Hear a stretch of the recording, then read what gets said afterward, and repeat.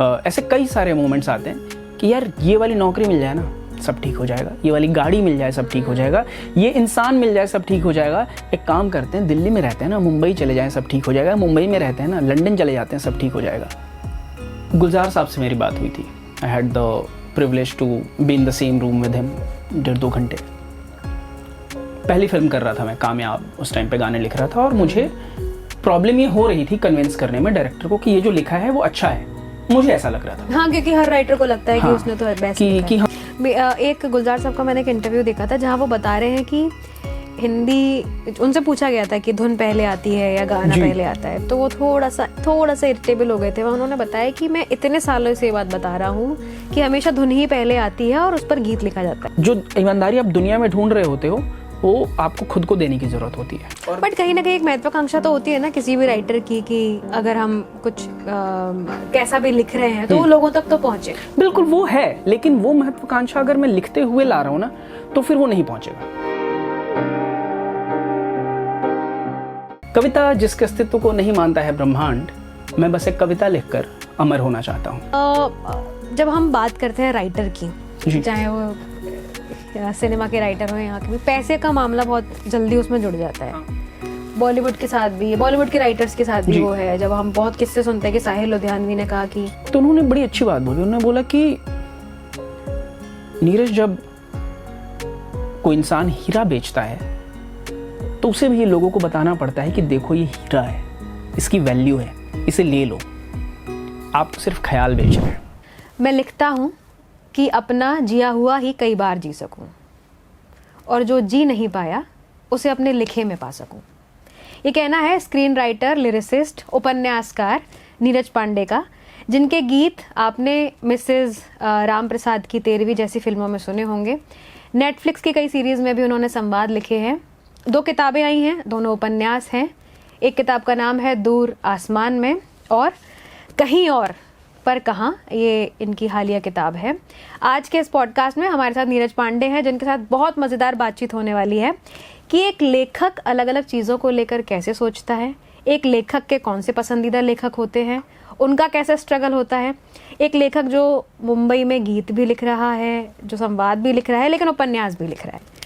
तो इन सब मुद्दों पर बहुत दिलचस्प बातचीत होने वाली है। हमारे साथ नीरज पांडे हैं। Welcome Neeraj ji. Thank you so much for कैसा महसूस कर रहे हैं अभी दिल्ली में आके?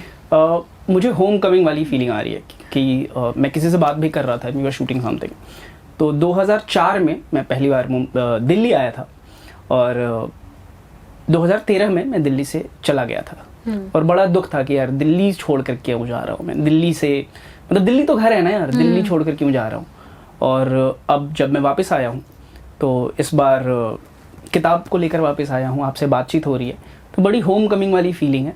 तो मैंने उसको एक लाइन में कल जिनसे भी बात हुई थी, मैंने बोला कि यार 2004 में मैं आया था दिल्ली, पर अब पहुंचा हूँ ऐसा लग रहा है। क्योंकि जो करना चाह रहे थे वो अभी हुआ है कि किताबें लानी थी। हाँ, मतलब किताबें लाने का, मैं सच बताऊं तो इनफैक्ट ये भी बात हो रही थी कि ये सब ऐसे होगा, पॉसिबल होगा, आई हैड नो आइडिया। मैं एक चाह ज़रूर थी और दिल्ली में मेरी जो लाइफ थी वो ऐसी लाइफ थी कि मैं आर्ट के आसपास भी नहीं था। मैं एनिमेशन और गेमिंग की पढ़ाई ज़रूर कर रहा था, पर मैं आर्ट के आसपास भी नहीं था। मैं बड़ी एक तड़प सी थी कि जो आर्टिस्ट होते हैं वो कैसे सोचते हैं, जो राइटर्स होते हैं वो कैसे सोचते हैं। तो उस टाइम पे फेसबुक होता था, तो मैं फेसबुक पे कई लोगों को मैसेज करता था कि यार आप इस कॉलेज में पढ़ते हो, DCA में पढ़ते हो, कैसा होता है। तो कुछ लोगों का जवाब आ जाता था, कुछ लोगों का नहीं आता था। तो इस शहर में मैंने जीने की कोशिश की है, इस शहर ने मुझे बहुत सिखाया है, आर्ट ढूंढने की बहुत कोशिश की है, पर इसको पाया है मैंने तब जब मैंने इस शहर को छोड़ा है, जब मैं बैंगलोर गया। मतलब दिल्ली में आपको आर्ट नहीं मिला? दिल्ली में नहीं मिल पाया वो आर्ट, अब मिल रहा है मुझे, अब मिल रहा है। तो मुंबई की तरफ जाने का रास्ता पहले चुना या किताब लिखने का पहले मन किया? किताब तो मैंने अभी लॉकडाउन में शुरू किया और मुंबई जाने का एक्चुअली ना कहानी थोड़ी बचपन में जाती है। तो बचपन से मुझे फिल्मों में काम करना था, लेकिन of course middle class family है, पता ही नहीं है कि क्या करना है और कनेक्शंस भी नहीं पता कि कैसे हाँ, बना कुछ भी है। नहीं पता है। एक आदमी थे, वो ये कहानी मैंने कहीं सुनाई नहीं है कि वो एक भोजपुरी एल्बम बना रहे थे। तो मैं बक्सर से हूँ और मैं भभुआ एक जगह है, वहाँ पर मैं पला बड़ा हूँ। 10वीं तक की पढ़ाई मैंने वहाँ से की है। तो उस टाइम पर यह था कि यार एक इंसान जो मुंबई में काम करता था, स्टंटमैन था, वो भभुआ आया हुआ था और he was trying to make a like Bhojpuri album. तो उसने मुझे कन्विंस किया कि अगर तुम 40,000 रुपये लगा दो तो 5,000 पर गाने के हिसाब से हम 8 गाने बनाएंगे और उसमें हम तुम्हें कास्ट कर लेंगे, तो तुम्हारी एक्टिंग, मतलब आप पैसा भी आपका ही है। हाँ। तो वो बेसिकली वो इन्वेस्टमेंट बोल रहा था कि ये लगा दोगे तो मैं डायरेक्ट कर दूंगा, मुझे डायरेक्शन आता है क्योंकि मैं स्टंटमैन था वहाँ पे तो मुझे डायरेक्शन आता है, तो मैं यहाँ पे कर लूंगा, ऐसे कर लेंगे, तुम्हारे दोस्तों को बुला के कर लेंगे। तो कुछ था। तो एक जो मुंबई का सपना था और एक आइडिया था कि यार Bombay, because it's also related with my story of Shahrukh Khan साहब, वो हम बात करेंगे बाद में। पर बचपन से जाना था मुझे मुंबई, मुझे फिल्मों में काम करना था, लेकिन वही बात है, it's not possible for a middle class person. तो फिर मुझे समझ में आया कि मुझे शायद फैशन डिजाइनिंग करनी है, वो भी पॉसिबल नहीं था। That was the closest of any art form. मुझे लगा कि ये अचीवेबल है, जिसको एक ग्लैमर इंडस्ट्री बोलते हैं सब हाँ। लोग। और आसपास लोग भी थे जो फैशन डिजाइनर्स थे। एक लड़का था जो दिल्ली में था, मम्मी पापा उससे मिले, फिर उनको लगा कि नहीं यार ये भी तो अमीरों वाले शौक है बेटा, ये तो नहीं। तो फिर मैं कुछ और करने का मैंने ट्राई किया। फाइनली बात सेटल हुई एनिमेशन और गेमिंग के ऊपर। तो उसकी मैंने पढ़ाई की, दिल्ली में रहते हुए नौकरी की। यहीं बगल में मेरा पहला ऑफिस था सेक्टर 63 में, वहाँ से मैंने एज अ मॉडलर शुरुआत की। उसके बाद रिसेशन देखा, फिर मैं बैंगलोर गया, और बैंगलोर जाने के बाद मैं पहले से लिखता था बचपन से, कविताएं वापस आईं, और वहाँ से फिर एक कड़ी से दूसरी कड़ी जुड़ती गई। इस रास्ते में मिले वरुण ग्रोवर, उन्होंने बोला कि तू आ जा मुंबई। मैं 27 साल का था तब, 10 साल पहले की कहानी है, मैंने अपनी एज भी बता दी बट हाँ, तो वरुण ने बोला तेरा टाइम हो गया, क्योंकि 30s के बाद बड़ा मुश्किल हो जाता है। तो वरुण ने बोला आ जा। मैं वहाँ गया और फिर मुंबई की कहानी शुरू हुई मेरी। तो थोड़ा घूम के आया मैं, पर पहुँचे। तो मुंबई जाने का मन तो था, पर मन तो रास्ते था, जैसे हाँ, हाँ, मिले बिल्कुल, वैसे मिलते चले गए। बिल्कुल, फिर बिल्कुल। बाद में आपके जीवन में किताबें आई, बाद में फिर लगा कि अब किताबें आई। उपन्यास लिखना चाहिए। यार एक्चुअली क्या है ना कि ये जो मेरी किताब है कहीं और पर कहाँ, जिसकी हम बात कर रहे हैं, ये मेरी पहली किताब होने वाली थी। आई रोट अराउंड 24,000 तो ये आपने वर्ड्स। पहले लिख दी थी, ये बाद में आई? वही बता रहा हूँ मैं, ये शुरू पहले की थी मैंने। 24,000 वर्ड्स लिखे, फिर दूर आसमान में हैपेंड, वो कुछ तो आया और आई स्टार्टेड राइटिंग, और वो पहले ख़त्म हो गई, पहले पब्लिश भी हो गई। आई एम ग्लैड कि दीपक रीच्ड आउट टू मी कि करना है, एंड उन्होंने पहली किताब पब्लिश की। उसके बाद जब अच्छा, वो- पंक्ति प्रकाश। हाँ, जब वो ख़त्म हुई उसके बाद ये इस पर मेरी नज़र गई, और ये मैंने नोट्स की तरह लिखना शुरू किया था कि लॉकडाउन के टाइम पर कि मेरे दिमाग में क्या चल रहा है, कि कैसी स्मृतियाँ हैं, क्या क्या चीज़ें हैं। End of course when you right a lot of things become fiction. वो सब चल रहा था, और चलते चलते मैंने 4 साल में, शर्म आ रही है मुझे बोलते हुए, मैंने 44,000 वर्ड्स ही लिख पाया था मैं, because I was busy with other things. कोई डेडलाइन नहीं थी, कुछ नहीं था। फिर उसका कुछ पार्ट मैंने अलिंद जी को भेजा, जहाँ से फाइनली किताब आई है। उनको पढ़ के अच्छा लगा, और उन्होंने बोला कि हम करना चाहते हैं। और उसके बाद लास्ट ईयर मेरी उनसे बात हुई थी, और इसी साल आई थिंक मई में वो मुंबई आए थे, और मई एंड में मैंने लिखना शुरू किया, और आधी किताब मैंने फिर 3 महीने में ख़त्म की। तो इसकी जर्नी ये रही है। और मुझे भी वो होने के बाद पता चला कि ये नॉवेल है। अच्छा, तो मैं कुछ मतलब सोच लिखते के, लिखते पता ही नहीं था कि नॉवेल लिखते लिख लिखते रहे हैं। पता नहीं था। मुझे था कि एक आइडिया है, एक कहानी है, मैं जिसको एक्सप्लोर करना चाहता हूँ, और देखते हैं कहाँ जाता है। और बहुत पॉसिबिलिटी है इस बात की, आई एम ग्लैड कि ये हो पाई, कि ये 50,000 वर्ड्स के बाद रुक जाती। तो अगर वो होता तो वो भी एक्सेप्टेड है, दैट्स फाइन। तो लगभग कितने शब्दों की हो गई ये पूरी किताब? ये पहला ड्राफ्ट था 79,000 वर्ड्स, और एडिट हो गए दिस हैज बिकम 63,000। अरे वाह, Yes. नाइस। अच्छा, इसका जो टाइटल है ना वो भी बहुत दिलचस्प है, कहीं और पर कहाँ। जी। प्रेम ढूंढ लेगा तुम्हें। ऐसे कई सारे मोमेंट्स आते हैं कि यार ये वाली नौकरी मिल जाए ना, सब ठीक हो जाएगा। ये वाली गाड़ी मिल जाए, सब ठीक हो जाएगा। ये इंसान मिल जाए, सब ठीक हो जाएगा। एक काम करते हैं, दिल्ली में रहते हैं ना, मुंबई चले जाएं, सब ठीक हो जाएगा। मुंबई में रहते हैं ना, लंदन चले जाते हैं, सब ठीक हो जाएगा। तो एक इंसान एक जगह पर रहते हुए दूसरे जगह पर रहने की कल्पना में कुछ ढूंढना फॉर मी इज कहीं और पर कहाँ, जहाँ पे एक प्रॉमिस है, पर वो प्रॉमिस कहाँ जाकर फुलफिल होता है मुझे नहीं पता। I hope that explains. प्रेम ढूंढ लेगा तुम्हें। यार वो प्रेम ढूंढ लेगा तुम्हें इज अ लाइन जो पूरी तरह से एक मार्केटिंग एक्सरसाइज है मेरे लिए, कि आप किताब दिखाइए मुझे। अब ये किताब देखकर, इस पे ऑफ कोर्स एक लड़का है, एक लड़की है, बने हुए हैं, तो ये आपको विजुअली रिप्रेजेंट करता है कि एक प्रेम कहानी है। पर कोई इंसान अगर ना समझ पाए और जल्दी जल्दी में उसने ऐसे देखा कहीं और पर कहाँ, कहीं और पर कहाँ, क्या ये ये तो कोई बात नहीं बनी, क्या है what am I gonna get in this book. तो उसके लिए है कि प्रेम ढूंढ लेगा Tumhein. So this is an invitation for you to read this book, to pick up this book and give this book a chance. तो प्रेम ढूंढ लेगा Tumhein is completely a marketing exercise. My wife Tanvi, she is a director, film maker, she doesn't like this line on the cover. She is like, cover इतना अच्छा है, तुमने ये line क्यों डाली है एक्स्ट्रा, कहीं और पर कहाँ? प्रेम ढूंढ लेगा तुम्हें, कहीं और पर कहाँ, तो नाम ही है ना। तो उनको भी ये पसंद नहीं है, पर मुझे लगा कि नहीं, अगर मैंने ईमानदारी की है एक किताब लिखने में, तो मैं इसको मार्केट करने में भी उतनी ही ईमानदारी रखना चाहता हूँ। बहुत ही कम हस्बैंड है that's अपनी the वाइफ idea. की बात नहीं यार, नहीं सुननी मानते चाहिए, हैं। मुझे लगता है आधी नहीं दुनिया की- मानते हैं। दुनिया नहीं आपने मानते भी- हमारे आपने घर नहीं को- मानी।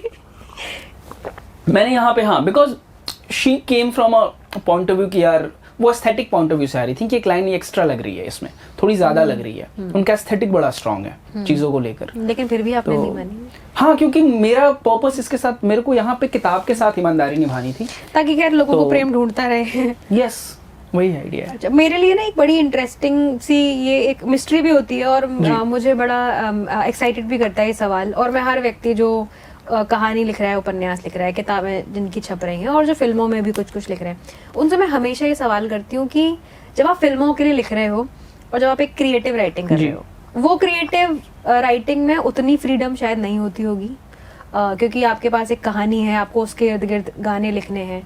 और जब आप बाकी क्रिएटिव लिख रहे हो, किताबें छपवा रहे हो, गाने लिख रहे हो, वो अलग है।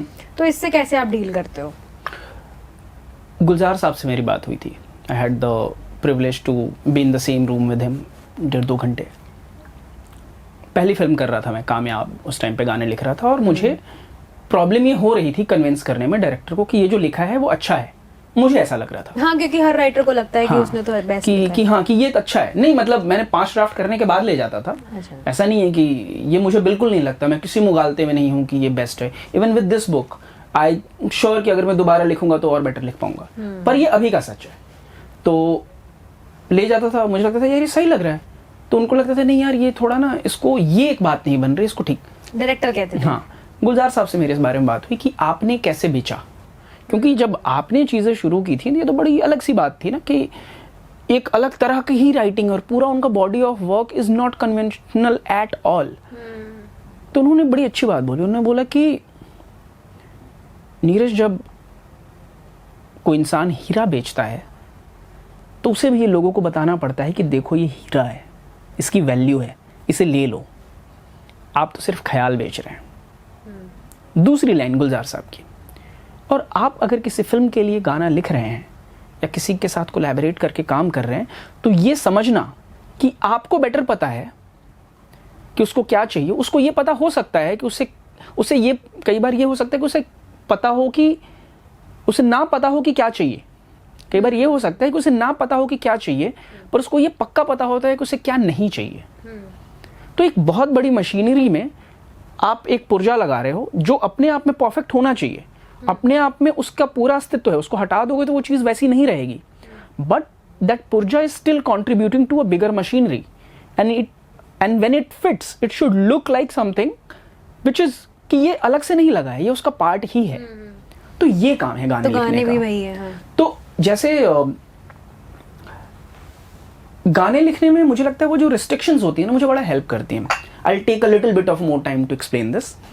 राम प्रसाद की 13वीं मेरी दूसरी film as a lyricist, same production house Drishyam films, मुझे बुलाया गया कि गाने लिखो। उनको काम पसंद आया होगा पहली फिल्म में। सीमा पावा जी डायरेक्टर, हम सब जानते हैं उनको। इतना बॉडी ऑफ वर्क, आप नए नए लड़के हो और दूसरी ही फिल्म है और आप बैठे हो, और अब है कि भाई इनको इम्प्रेस करना है, इनको इम्प्रेस कर ले तो फिल्म मिल जाएगी। And the film has like stalwarts like Naseeruddin Shah Sahab and Konkona Sen and Vinay Pathak and हुन, लाइक ये लिस्ट है, ये पूरी लिस्ट होती है लोगों की कि इनके साथ काम करना है। और एक फिल्म में मुझे मिल रहे थे, हम लाइक यार इनको तो इम्प्रेस करना है अभी। तो मैं उनके सामने बैठा हूँ, उन्होंने पूरा का पूरा नरेशन दिया फिल्म का, मेरे रोंगटे खड़े हो गए। मैंने कहा यार इस नरेशन के साथ कंपटीशन है अभी इस मोमेंट में, मुझे इनको सेल करना है कि I am able, I do justice to what your story is. तो उन्होंने बोला कि अब अपना कुछ सुनाओ। मैंने कहा यार ये तो मुश्किल हो रहा है। अच्छा, तुरंत सुनाने को कहा था कि कुछ सुनाओ ताकि उनको एक फ्लेवर समझ में आए कि अच्छा, मैं कि आप क्या कैसा लिखते हो, सोचते कि हो। मैं क्या ला रहा हूँ। ऐसा तो नहीं कि मिसफिट हो जाएगा कि प्रोजेक्ट कुछ और है, इंसान कुछ और सोचता है, क्योंकि आपको अपनी ही पर्सनैलिटी के थ्रू गाना डालना होता है ना, हाँ। निभाते हुए कैरेक्टर्स को। तो मैं एक शॉर्ट फिल्म के लिए एक 5-6 लाइनें लिखी थी जो कभी बनी नहीं, और मैं उनको वो लाइनें मैंने सुनाई और रोंगटे तो नहीं खड़े हुए उनके पर वो 2 सेकंड के लिए ऐसे चुप हो गई सुनने के बाद। तुरंत से उनका रिस्पांस नहीं आया और उन्होंने बोला ठीक है। मैंने कहा ठीक है मतलब क्या, जाऊं रुकूं कर, हाँ, ठीक है का ठीक क्या है, तो मतलब क्योंकि है? बहुत सारे एक्सप्रेशन के साथ हाँ। आ सकता है। तो फिर उन्होंने बोला कि ठीक है एक गाना करते हैं। मैंने कहा अरे यार एक गाना, अभी पूरी एल्बम करके आया हूँ मैं कामयाब में, मुझे अभी पूरी एल्बम के लिए बात हुई थी। प्रोड्यूसर तो मुझे बोल रहा है कि यार पूरी एल्बम कर ले तू, और यहाँ पे डायरेक्टर मुझे बोल रही है कि यार एक गाना। मैंने कहा चलो कोई बात नहीं, I have to earn this right. एक गाना किया मैंने, लेके गया उनके पास, पसंद आया उनको, अब पूरी एल्बम तुम करो। तो that unlock the whole album for me. 3 गाने हमने कर लिए, हमारी रोज बात हो रही है, हम मिल रहे हैं, बातचीत हो रही है, 3 गाने हमने पूरे कर लिए। 4 गाने हैं, मतलब 70%, हाँ 70% काम हो गया। फिर एक वर्कशॉप थी जहाँ पे सारे एक्टर्स मिलने थे और अपना अपना पार्ट पढ़ना था। हाँ उसी फिल्म की अपना अपना पार्ट एक्टर्स को पढ़ना था और समझना था, थोड़ा डीप जाना था कि कौन कैसा क्या इंटरप्रिटेशन है। उस मीटिंग में मैं भी था। मीटिंग खत्म हुई, थोड़ी देर के बाद एक इंसान walks in and that guy is Sagar Desai. Sagar Desai का काम अगर आप लोगों ने नहीं देखा है प्लीज़ जाइए गूगल कर करके उनका काम ढूंढ कर देखिए। आंखों देखी के गाने कंपोज किए हैं सागर ने, डेथ इन द गंज की चीज़ें को बहुत सारा काम किया है। राम प्रसाद की 13वीं तो किया ही है। इनफैक्ट मिसेज में जो गाने हमने किए हैं, 2 गाने हमने साथ में किए हैं। सागर का काम बहुत बढ़िया है, थोड़ा अंडररेटेड है काम, पर लोग जब डिस्कवर करते हैं तो बड़ा ही मज़ा आ जाता है। तो मैं फ़ैन था सागर का ऑलरेडी, और मैंने शक्ल से कभी देखा नहीं था सागर को। तो सागर आया, लाइक अरे ये सागर है, अच्छा ठीक है। मैंने कहा यार ये भी इंसान मिल रहा है काम करने के लिए इस प्रोजेक्ट में। एंड देन सागर ने अपना पत्ता फेंका। सागर इज लाइक अपना गाना लिखा हुआ, अपना पत्ता फेंका, मतलब बात कही हाँ कि dude we'll have to do all these songs like again. I'm like again मतलब yeah you I'll make some tunes and you'll have to write on those tunes. I'm like भाई ये तो नहीं आता है, ट्यून पे कैसे तुम मुझे खांचा दोगे? मैं तो कामयाब में पहले सारे गाने मैंने लिखे हैं, उसके बाद कंपोज किए गए। तो मैंने कहा कि ठीक है, पर मैंने कहा चलो ठीक है, और 3 गाने हो चुके हैं मेरे लिए, मेरा काम हो चुका है, मैं इन वॉइसेस रेडी करके बैठा हूँ। हाँ। बट फिर सागर ने हर गाने के लिए 3 कॉम्पोजिशंस बनाई। मैं, सीमा जी, सागर एक साथ बैठते थे, उस पर बैठकर हमने डिस्कस करते थे कि कौन सा ट्यून उन सीमा जी को पसंद आ रहा है। पहला गाना उसके बाद जो क्रैक किया वो एक अधूरा काम एक गाना है, एक अधूरा काम है तुमसे कराऊंगा, जीवन किसका नाम है आज बताऊंगा। वो उस गाने में जो 3 कॉम्पोजिशन थी, तीसरी कॉम्पोजिशन सीमा जी को पसंद थी। जब मैं घर लेकर गया वो तीनों कॉम्पोजिशन, मुझे समझ में आया कि दूसरी जो ट्यून है वो मुझसे ज़्यादा बात कर रही है। The second tune was more appealing, लेकिन उनको थर्ड ट्यून पसंद थी। फिर मैंने सेकंड के ऊपर ही लिखा और पहली लाइन वही आई, एक अधूरा काम है तुमसे कराऊंगा। तो बेसिकली आप एक धुन में लिखने में मुझे समझ में आया कि एक चीज़ आप पकड़ लो, बार बार सुनते रहो, एक चीज़ पकड़ लेते हो और वहाँ से एंट्री हो जाती है and then you find your way into the song. और अब 3 गाने करने के बाद ट्यून पे मैंने सागर को बोला भाई एक गाना मैं लिखूंगा और वो आप कंपोज करोगे। He is like okay done. तो ये हमने नेगोशिएशन किया। उसके बाद जो गुम हुआ है एक गाना है वो मैंने लिखा पहले और कंपोज बाद में किया गया। लेकिन उसके बाद से मुझे इतना मज़ा आ गया उस लिमिटेशन में काम करने में कि मुझे पता है मुझे कहाँ जाना है। दीपाली, जब मुझे खुला आसमान दे दिया गया तो मैं कहीं भी जा सकता हूँ। और कहीं भी जाने का मतलब है मैं कहीं भी जा सकता हूँ। कहीं भी जाने का मतलब हमेशा अच्छा जाना नहीं होता है। और मेरी as a person, as a lyricist, if I can call myself that, is limitation. मैं म्यूजिकली ट्रेंड नहीं हूँ। मुझे 4 ही धुनें आती हैं या 6 आती हैं। जो म्यूजिक कंपोजर है उसके पास बहुत कुछ आता है। वो अपनी मेरी लिमिटेशन को एक्चुअली पुश कर रहा है अपनी लिमिटेशन के साथ। So he is giving me a framework जो मेरी रियलिटी में है ही नहीं। आप कह रहे हो मतलब आपकी क्रिएटिविटी को जब और लिमिटेशन मिल जाती है तो वो और ज्यादा डायरेक्शन बोलूंगा मैं। जैसे आप जब गाड़ी चलाते हो तो उसके जो रूल्स हैं वो आपकी लिमिटेशन नहीं है, वो फ्रेमवर्क है। And that framework is helping you create better.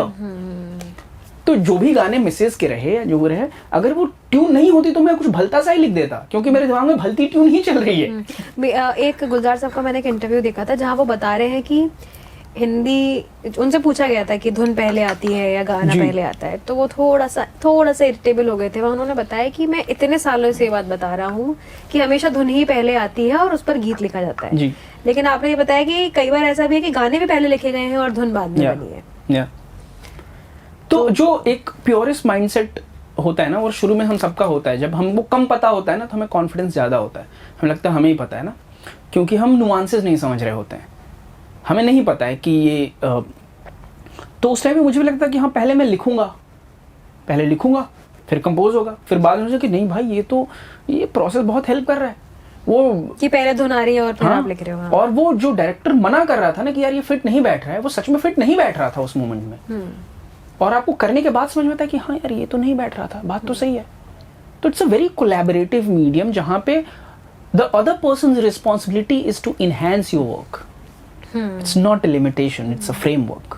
मतलब उपन्यास लिखने की क्रिएटिविटी और जो फिल्मों के गाने लिखने की जो क्षमता है वो बहुत अलग अलग नहीं है, क्राफ्ट अलग है।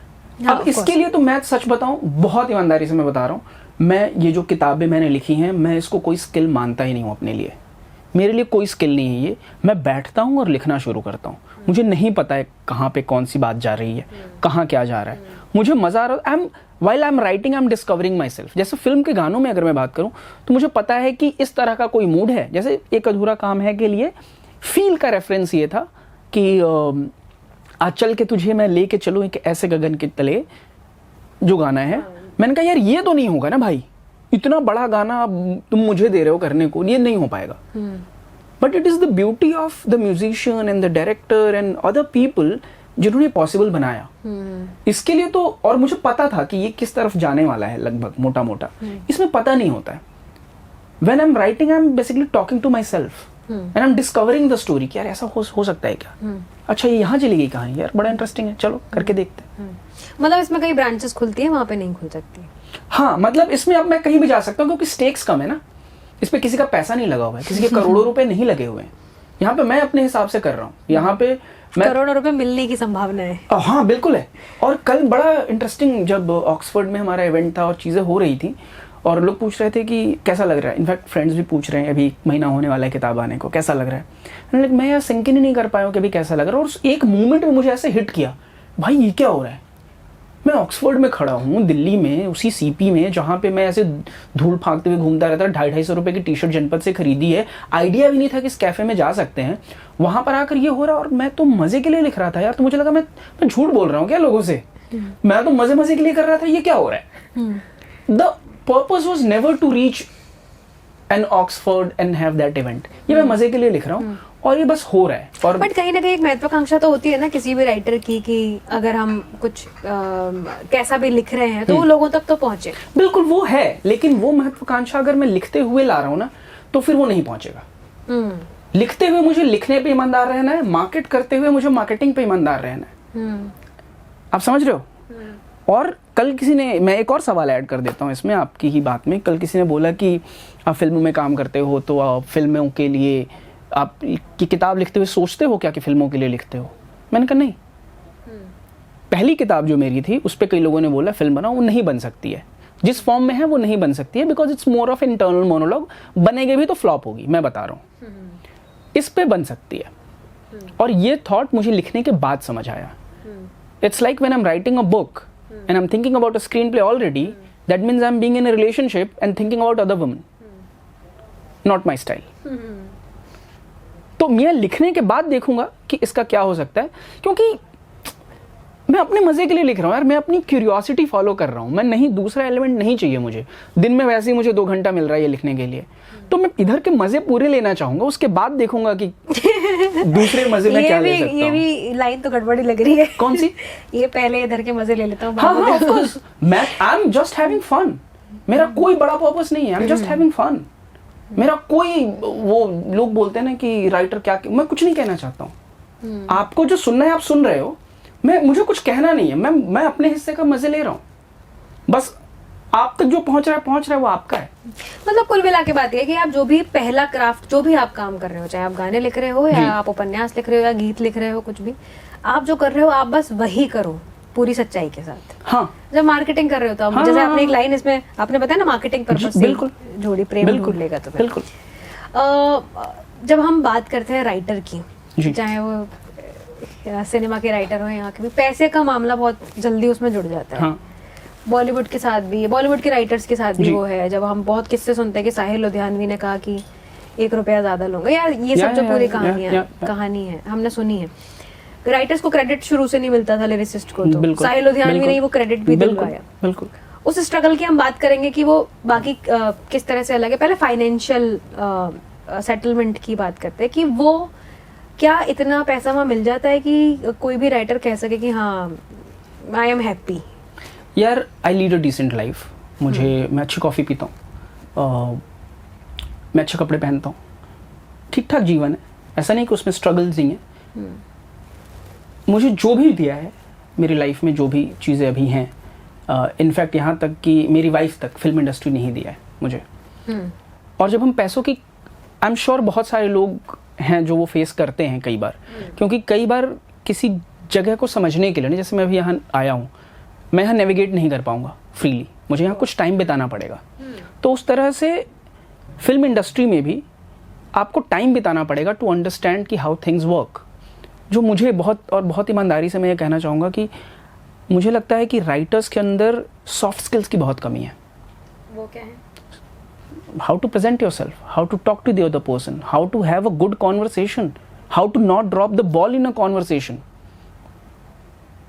उसकी और वो बहुत इंपॉर्टेंट पार्ट है when you are in a market और you are having that conversation with anyone. और पैसा बड़ा इंपॉर्टेंट पार्ट है।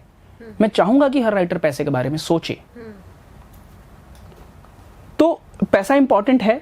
और मुंबई का जो एक बहुत सारे लोग ये फेस करते होंगे पैसे के लिए, चीज़ों के लिए, और वो भी एक रियलिटी है, but you have to find your way around it. अगर आपको गेम खेलना भी नहीं है और आपको उस बारे में बस बात करनी है तो बहुत अच्छी बात है, but I am not interested in that. या तो मैं गेम खेलूंगा, मुझे समझ में आएगा कि हाँ ये ब्लाइंड स्पॉट है, I will try to fix it अगर मुझे वो बॉदर कर रहा है। अगर नहीं कर रहा है तो मैं कुछ और कर लूंगा। I would like to add a point जहाँ पे राइटर्स के साथ ना मॉरलिटी ऐड हो जाती है। अरे आप राइटर हो, पैसे के बारे में बात कर रहे हो, आप राइटर होके और सेंसिटिव नहीं हो, आप कैसे मार्केट के बारे में बात कर रही हो? और राइटर, आपको तो सिर्फ राइटिंग के बारे में बात करनी। तो बहुत सारे लोग उस तरह की मॉरलिटी को थोपते भी हैं और शायद कुछ लोग उसको जीने की कोशिश भी करते हैं या जीते हैं। ये बड़ा स्कैम हुआ राइटर्स के साथ। कल भी ये बात हो रही थी और मेरा खून खौलता है। मतलब मैं कैमरे पे इस बारे में बात कर रहा हूँ, पर मैं सुनकर ना मुझे ऐसा लगता है कि ये उन लोगों ने बात की है ना, दीपाली, जिनके पेट भरे हुए थे, उनके दूसरे काम चल रहे थे, उन्होंने बोला कि चलो अभी हम for the looks of it will do art. तो पैसा कहीं और से आ रहा है। It's also a way of gatekeeping, कि जो इंसान अपना काम करके, अपनी एक स्किल से, अपनी एक राइटिंग से अच्छे कपड़े पहनना चाहता है, अच्छा खाना खाना चाहता है, अच्छा जीवन जीना चाहता है, उसको रोक दो कि भाई पैसे चाहिए तुमको, पैसे यार, आर्ट करके पैसे तुमको कौन मिलेगा? देखो हम आर्ट कर रहे हैं, हाँ हमारा पैसा दूसरी जगह से आ रहा है, पर आर्ट तो हम कर रहे हैं, फ्री में कर रहे हैं, नहीं करना चाहिए। ये आइडिया ही जो है ना, this is a bloody oppressive idea. हम यहाँ बैठे हैं, माइक लगा है, हमने कपड़े पहने, अच्छी चेयर है, लाइटिंग है, पैसा जा रहा है ना जीने के लिए पैसा। मैं इसको कंपेयर करता हूँ, जब मैं दिल्ली में था 50 रुपए, आई डोंट नो अभी होता है या नहीं, 50 रुपए के ग्लास का पानी मिलता था। एक ग्लास पानी आप पीते हो 50 पैसे का, सॉरी 50 रुपए बोल दे शायद, 50 पैसे का, वो बाद में 1 रुपया हो गया था। अभी भी मिलता है। इतनी सी छोटी सी चीज जो कि यूजुअली ऐसे फ्री होनी चाहिए, उसका पैसा लग रहा है, और तुम एक राइटर से एक्सपेक्ट कर रहे हो। एक तो राइटर्स को अपने आप को इस स्टैंडर्ड से ये बोलना चाहिए कि भाई नहीं, they should bloody own their space and say कि we want money for what we create. और ये जो प्रिविलेज थे ना लोग, उन्होंने बात फैलाई है कि पैसा नहीं चाहिए। प्रोड्यूसर तो पैसा बना रहा है, प्रोड्यूसर को तुम जाके बोल नहीं रहे हो। Producer, director, music directors, singers, उनके बारे में कभी इतनी चीजें नहीं बोली जाती। उनके भी स्ट्रगल्स हैं, म्यूजिक डायरेक्टर के बारे में भी चीजें हैं, बट द होल आइडिया कि राइटर के लिए art and craft, art and money should be separate. No, if it pays it stays. If something is not, you are working here right, आपको अगर ये पैसा मिलना बंद हो जाए, आप काम करना बंद कर दोगे, you will have to find, anybody would do that. हाँ मतलब it's not personal, I am just like example दे रहा हूँ, बात करने के लिए बात हो रही है। तो पैसे मांगो यार और सेटल करना बंद करो, मतलब एंड आई एम श्योर कि ये बात मेरे लिए कहना भी बहुत आसान है, क्योंकि मेरे सर्टेन प्रिविलेजेस हैं जहाँ से मैं आता हूँ, और कुछ लोगों को कम में काम करना पड़ता है। बट जैसे बोलते हैं ना जावेद अख्तर साहब कि एक बच्चे को छोड़ोगे, उसको रिलीजन की तरफ नहीं ले जाओगे तो नास्तिक ही होगा। तो एक इंसान को ये सब घटिया बातें नहीं डालोगे दिमाग में तो अच्छा टेस्ट ही की तरफ ही जाएगा, वो ठंडी हवा की तरफ ही जाएगा, वो अच्छे कपड़े की तरफ ही जाएगा, वो अच्छे खाने की तरफ ही जाएगा, क्योंकि इंसान का नेचर है वो। हमारी पूरी की पूरी सिविलाइजेशन और एवोल्यूशन इस बात का गवाह है कि हम बेहतर बेहतर बेहतर होते आए हैं।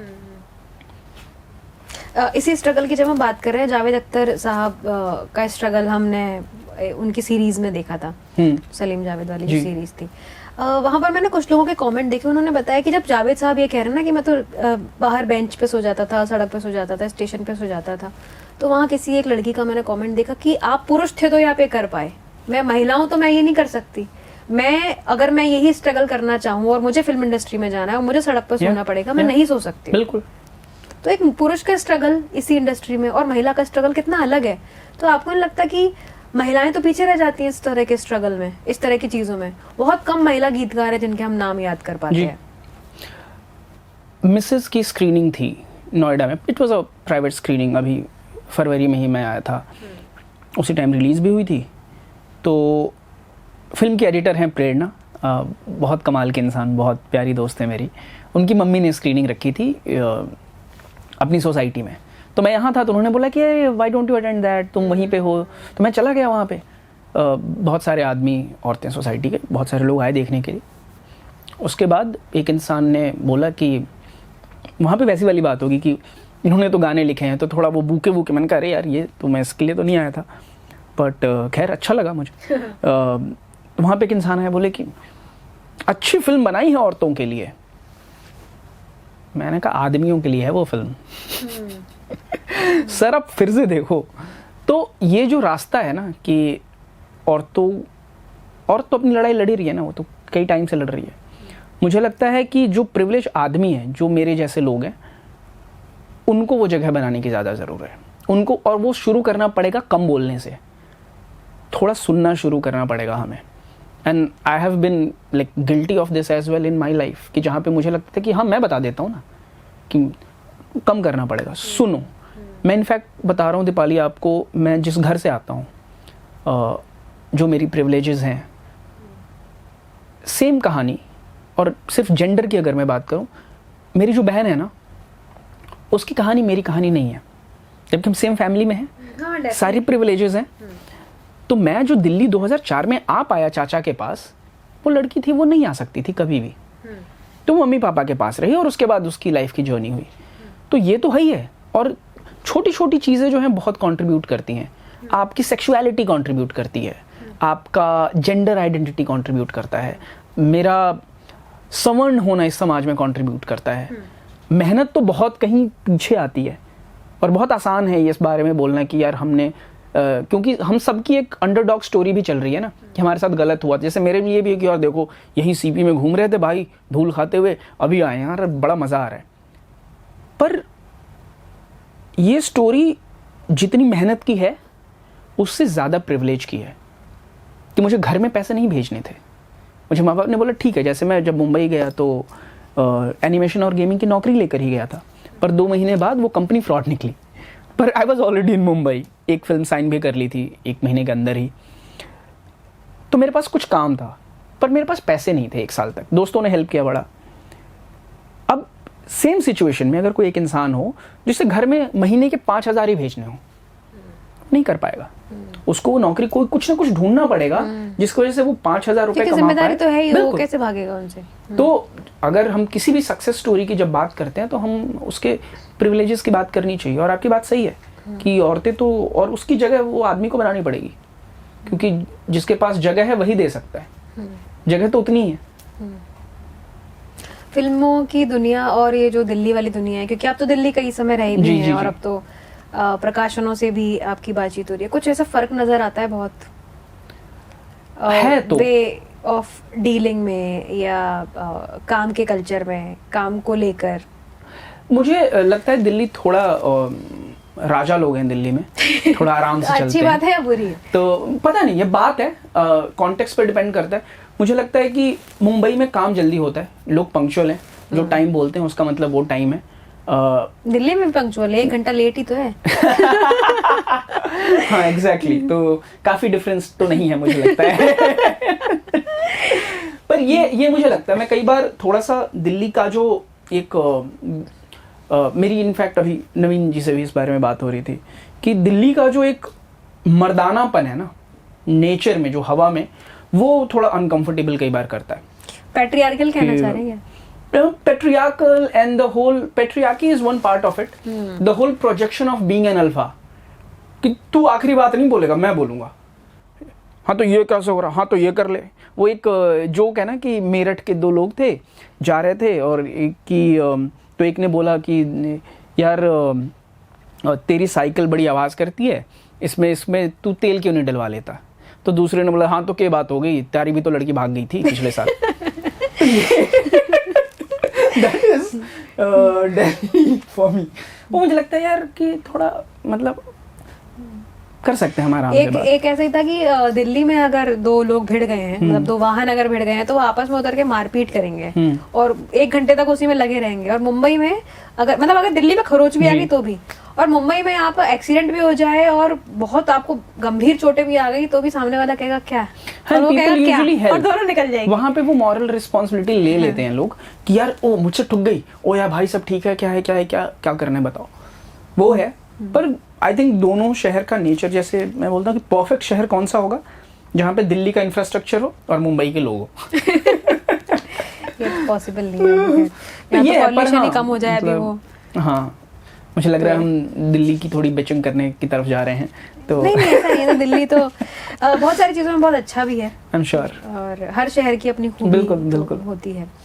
आपको मैं एक चीज बताती हूँ, मैं आजकल ना बहुत रील शॉर्ट्स भी चलते हैं, हाँ छोटे छोटे 1-1 मिनट के एपिसोड्स, और वो माइक्रो ड्रामा जिन्हें कहते हैं। हाँ, और वो इतने सारे हैं, और मैंने देखा है कि वो उनके लगातार एड्स आते रहते हैं, और वो इतना ज्यादा अडिक्टिव होता है। स्टोरी सबकी एक सी है लगभग, लेकिन इतना अडिक्टिव होता है। तो आपको लग रहा है कि आने वाले टाइम में उसका बहुत ज्यादा फ्यूचर होने वाला है, इस तरह के माइक्रो ड्रामास का? 1-1 घंटे में खत्म हो रहा है, 1-1 मिनट की वीडियोस है।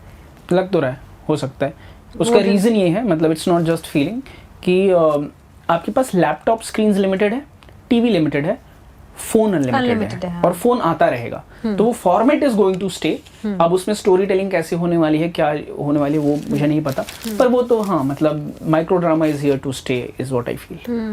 जब हम रील की बात करें, आपकी भी मैंने कुछ रील्स देखी इंस्टाग्राम पे, काफका के मेटामॉर्फोसिस पे आपने कुछ बनाया हुआ था, बुकोस्की तो पे भी कुछ रील्स थी।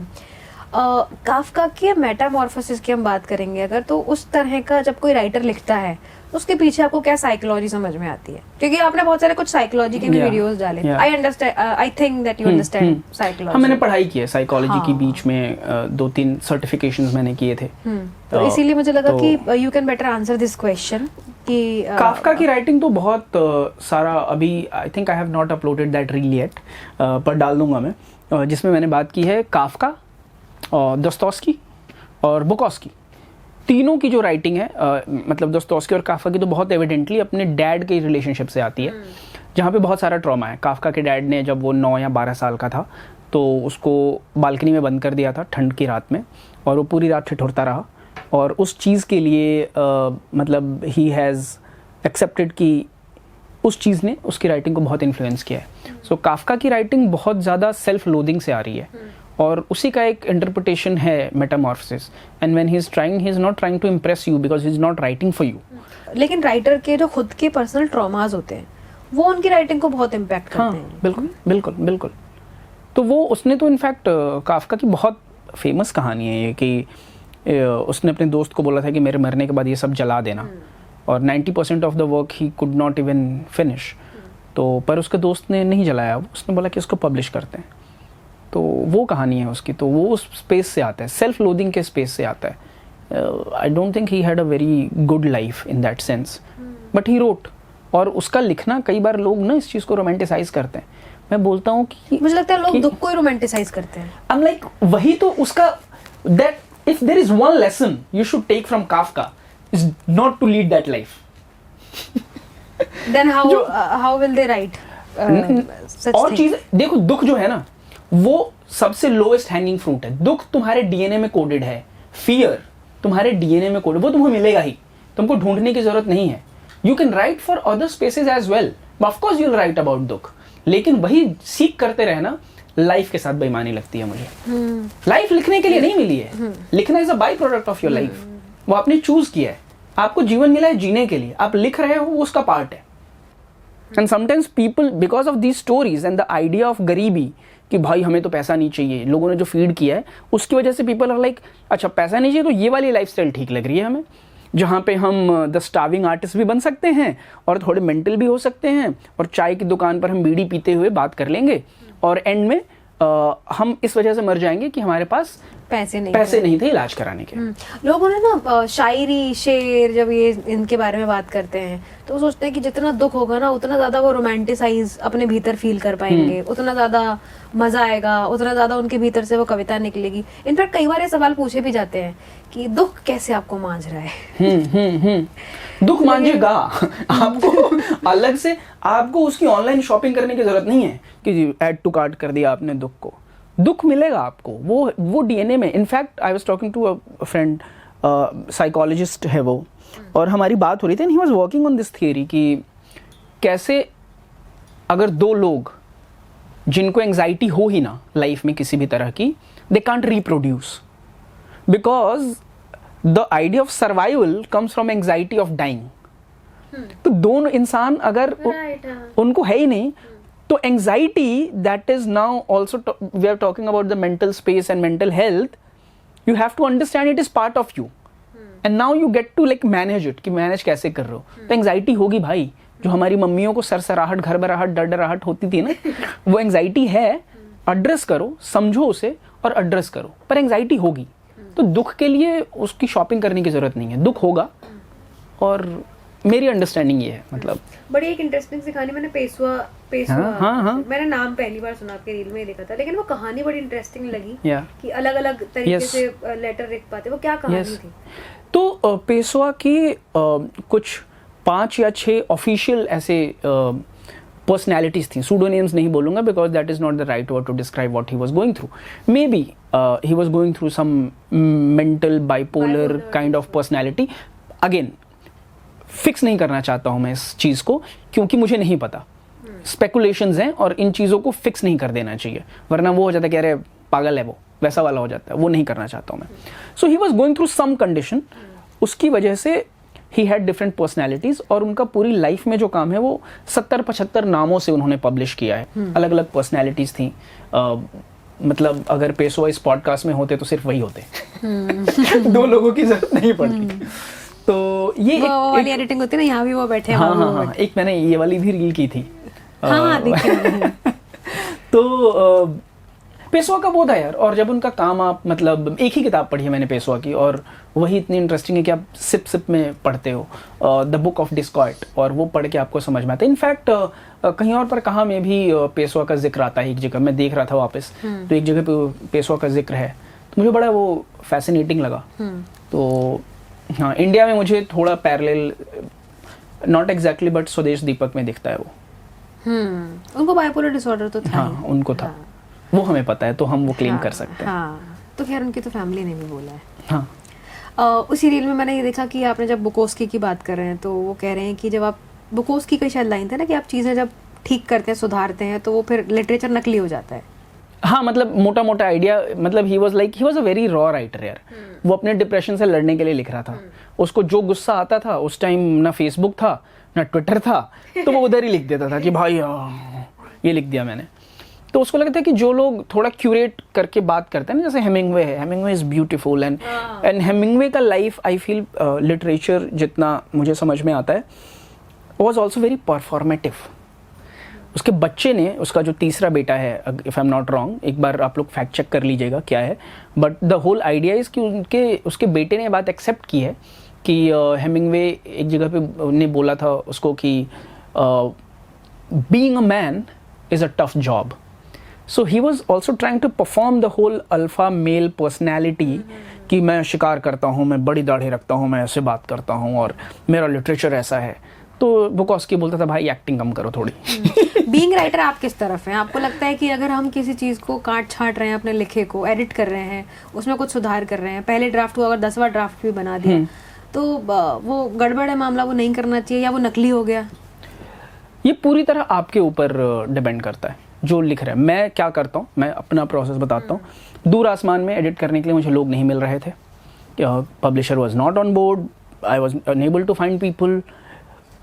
तो फिर बात ये अच्छा, पब्लिशर आपको नहीं मिले थे? हम पब्लिशर तब तक नहीं मिले थे. मैं लिख के रखा हुआ था, लोग पढ़ रहे थे. मैं बोलता यार मुझे पता है कि इसमें कुछ तो गड़बड़ है, ये तो नहीं हो सकता इतना, अभी इसमें काटना है, क्या काटना है नहीं पता. फिर मेरे एक दोस्त थे, उनके साथ बैठ के निहाल पराशर, उसके साथ बात हो रही थी. तो हमारे एक कॉमन फ्रेंड है मानो कॉल. तो निहाल ने बोला कि यार एडिटिंग मुझे पता नहीं कौन कर पाएगा, पर मानो का स्टाइल बड़ा अच्छा है एडिट करने का. मैंने कहा क्या है? कहता है यार वो तो एडिट ऐसी ऐसी चीज़ें कर देता है कि वो लोगों को लगता है कि यार ये इस पर तो लाफ्टर आ रहा था भाई, इसको क्यों हटा दिया? बोलता है नहीं हटा दो. वो बात रह गई. और उस टाइम पे दूर आसमान में थी 69,000 वर्ड्स. मैं वो लेंस लेकर दूर आसमान पे बैठा. तो मैंने कहा पहले तो कहाँ हीरो बनाऊं मैं, वो काटूंगा. हटा दो मतलब लाफ्टर आ रहा था, ये क्यों हटाया? ये जो ड्राफ्ट था, ये जब परफॉर्म किया, यहाँ पे तो लाफ्टर आ रहा था यार, ये हटाने की क्या जरूरत है? पर वो हटा दे रहे हैं. हाँ, he will edit, he ruthlessly he will edit it कि नहीं चाहिए. अच्छा. वो लेंस लेकर दूर आसमान मैंने एडिट करना शुरू किया. 69,000 से 55,000 पे लेके आया मैं. तो पहले मैंने वो चीज़ें काटी जहाँ मैं बस हीरो बना था. मैंने कहा no this doesn't go with the truth of the moment. ये इस मोमेंट में ये सही नहीं लग रहा है मुझे, यहाँ प्रीची हो रहा है. नहीं, यहाँ मैं ये लाइन हटा देता हूँ, ये बात तो कन्वे हो गई ना, मैं दोबारा क्यों बोल रहा हूँ? खुद ही के साथ रूथलेस होना पड़ेगा. हाँ. और बड़ा मजा आता है. इसको स्क्रीन राइटिंग टर्म्स में बोलते हैं kill your darlings, kill your fucking darlings. तुमको बहुत पसंद है but it is not contributing to your story. तुमने एक सुंदर लाइन लिख दी है भाई, नहीं उसका मतलब. और वो कई बार इसकी ब्यूटी ये है, now this is not a restriction, this is a framework. Now वो लाइन जब आप वैसे की वैसे परफॉर्म कर दोगे ना, it will not sound, something will be of their. आपको लगेगा कि ये कुछ बनने की कोशिश कर रहा है, ये सच तो नहीं बोल रहा है. और वो परफॉर्म करते हुए भी इंसान को खुद के भीतर एक हल्का सा फील होता है कि यार ये बात पूरी तरह से लैंड नहीं हुई. वो है. और मैं उसी नॉट योर सोल्स वॉइस. हाँ. तो वो कई बार एडिट करने से सोल वॉइस पे पहुंचते हो आप, और कई बार बिना एडिट किए हुए. बुकॉस्की से जो मैंने सीखा है, क्यों मुझे इतना पसंद है, आदमी बहुत वाहियात बिहेवियर रहा उनका, ये बोलना बड़ा जरूरी है क्योंकि वो रहा है, और मुझे मानने में भी बहुत टाइम लगा. और ये बात, इसके बारे में भी अपन बात करेंगे. हाँ. तो पर बुकॉस्की से जो मैंने सीखा, मुझे लगता है कि जिस टाइम पर मुझे अपने आप से सबसे ज्यादा ईमानदारी की जरूरत थी, क्योंकि जो ईमानदारी आप दुनिया में ढूंढ रहे होते हो वो आपको खुद को देने की जरूरत होती है, और फिर दुनिया मैटर नहीं करती. वो मुझे बुकॉस्की की राइटिंग में मिली. मैंने कहा यार ये आदमी अपने लिखे में अगर इतना नंगा हो सकता है, क्या ही बात है. That I borrow from Bukowski. Lifestyle में हेमिंग्वे से बोरो कर सकता हूँ कि एक शिकार नहीं करूँगा मैं, बट एक सुंदर लाइफस्टाइल जहाँ पे अच्छी कॉफी हो, अच्छा खाना हो. हाँ, आपको लगता है कि लेखक का व्यक्तित्व और कृतित्व अलग अलग हो सकते हैं? मतलब उसकी क्रिएटिविटी और उसकी पर्सनैलिटी हो सकता है, हो तो सकता है, हो सकता है. क्योंकि लोग ना कई बार राइटिंग को देखकर सोचते हैं कि इसने जिस मॉरलिटी की बात करी है, जिन संस्कारों की बात करी है, व्यक्ति वैसा जी भी रहा होगा, लेकिन कई बार उसको उल्टा पता चलता है. बुकॉस्की की हम बात कर रहे हैं, बुकॉस्की की तो राइटिंग में ही पता चलता है कि नहीं जी रहा है. उसकी राइटिंग में पता चलता है कि नहीं भाई ये क्या लिख रहा है, पागल है क्या. पोस्ट ऑफिस पढ़ो, पोस्ट ऑफिस में ऐसे ऐसे सीन्स हैं, like don't do this man, I like you, don't do this.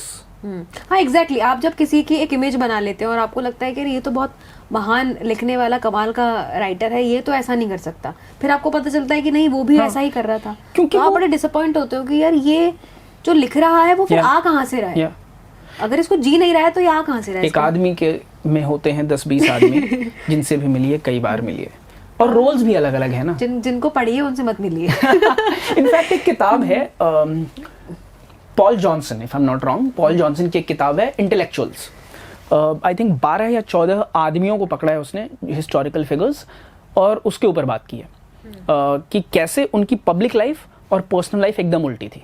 उसमें कार्ल मार्क्स भी है। मतलब घर में बीवी एक कप चाय नहीं बनती थी भाई साहब से, और बाहर जाके वो बातें करते थे। बट हैविंग सेड दैट, मतलब I have also struggle with this idea कि यार क्या सही है और क्या ऐसा है। मुझे लगता है कि इवन दो उन्होंने पब्लिक लाइफ में जो चीजें डाली है ना, उसने हजारों लोगों को इन्फ्लुएंस किया अच्छा करने का, तो उसने कॉम्पनसेट कर लिया अपनी पर्सनल लाइफ में जो भी वो कर रहा था। So even people who preach morality in a sense, this is a little complex to understand, but आप ग्रेनेस समझते हो कैरेक्टर के तो समझ में आएगा कि आपने एक बात कही, उस बात को फॉलो करके 100 लोगों ने अच्छा कर दिया, पर आप वो अपनी लाइफ में अप्लाई नहीं कर पाए, but your contribution to society is still positive. अब समझ रहे, मैं कन्वे कर पा रहा हूँ? हाँ, तो आप उस व्यक्ति से मिलो मत, फिर अगर वो पॉजिटिव लिख रहा है तो आप पॉजिटिविटी। अब जैसे मुझसे कई बार लोग पूछते कि किससे मिलना चाहोगे, सबसे सवाल पूछते हैं कि one person that you'd like to go dinner with. मेरे दिमाग में बहुत टाइम तक बुकॉस्की था। अब फिर मुझे लगा कि नहीं, मैं नहीं मिलना चाहूंगा इससे, मैं इसके बगल वाली टेबल पर बैठना चाहूंगा और मैं सुनना चाहूंगा कि ये बात क्या कर रहा है। मुझे मिलना नहीं है, मिलूंगा मैं झेल नहीं पाऊंगा उस आदमी को, because I have already met a lot of people like that. I am like नहीं यार, नॉट माई वाइब। वो है। और ये भी हो सकता है, this is very much possible कि कोई यहाँ I am sitting here, I am talking about all the right things, लोग ये बात सुने, मुझसे पर्सनल लाइफ में मिले और वो डिसअपॉइंट हो जाए। और ऐसा हुआ भी है 1-2 बार। People have made up their own stories और they have come to me कि हमने तो ये, मैंने कहा भाई ऐसा हुआ ही नहीं कभी तुम। और फिर जब उनको समझाया तो उनको समझ में आया कि यार 2 साल से they have been carrying this story about me, मेरे एक बिहेवियर को लेके, और जिसका मेरा कोई इंटेंशन भी वैसा नहीं था। ऐसा तो खैर हो जाता है, और ये भी बड़ा पॉसिबल है। तो इंटरेस्टिंग है ये, मुझे बड़ा इंटरेस्टिंग लगता है। इट्स लाइक ये भी फिक्शन ही है एक तरह हाँ, का। ये वो आप जैसे कि आप बोल रहे थे ना कि निदा फाजली साहब का ये शेर है कि हर आदमी में होते हैं 10-20 आदमी, तो असल बात तो वही है। तो वो आदमी राइटर भी है, वही आदमी अपना जीवन भी जी रहा है। कार्ल मार्क्स अगर किताब लिख रहे हैं तो अपने घर में चाय भी नहीं बना रहे हैं। तो ऐसा तो क्या रखे। अकेलेपन की जब हम बात करते हैं, आपने अकेलेपन पे भी कुछ कुछ लाइंस लिखी हैं।